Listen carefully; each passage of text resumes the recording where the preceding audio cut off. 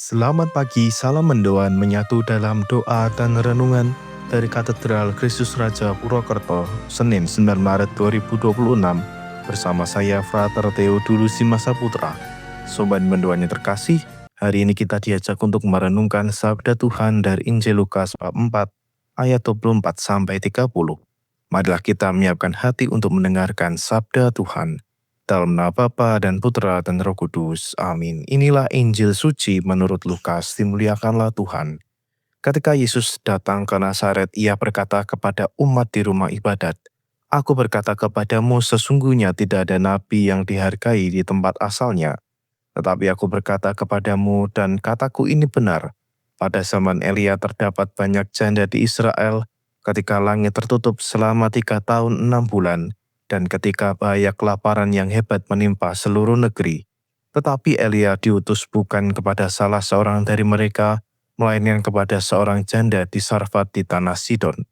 Dan pada zaman Nabi Elia banyak orang kusta di Israel, tetapi tidak ada seorang pun dari mereka yang ditahirkan, selain daripada Naaman orang Syria itu."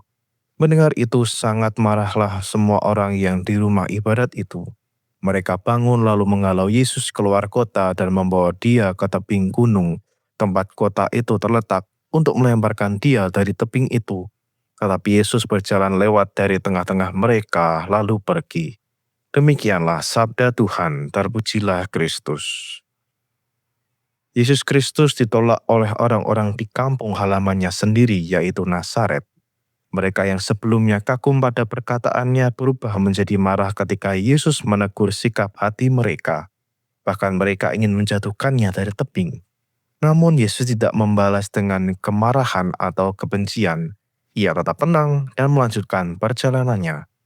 Peristiwa ini mengajarkan bahwa melakukan kebenaran tidak selalu membuat kita diterima. Terkadang justru orang-orang yang paling dekat dengan kita dapat menjadi pihak yang menolak atau tidak memahami kita.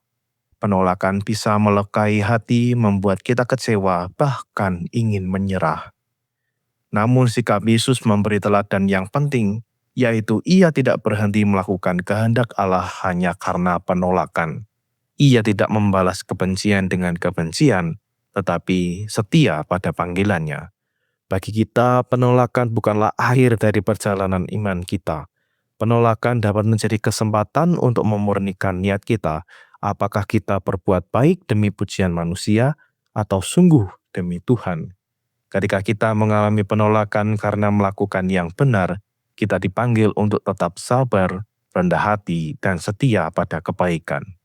Tuhan mengajak kita untuk tidak berhenti berbuat kasih, meskipun kadang tidak dihargai atau bahkan ditolak. Marilah kita berdoa. Ya Bapa, Engkau sendiri pernah mengalami penolakan dari orang-orang di sekitarmu.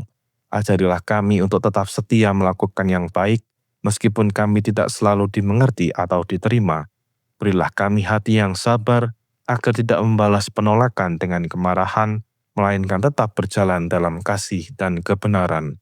Kuatkanlah iman kami, supaya kami tetap percaya bahwa Engkau selalu menyertai langkah kami.